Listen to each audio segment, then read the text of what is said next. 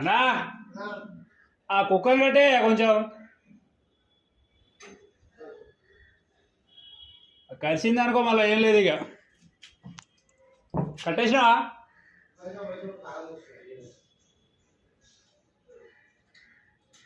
నిన్న మొన్న తీసుకోపోలే అది ఉందా నీ లోపల భయపడి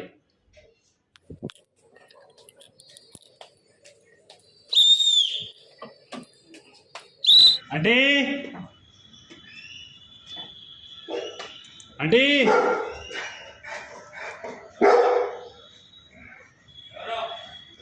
చెత్త చెత్త అన్నా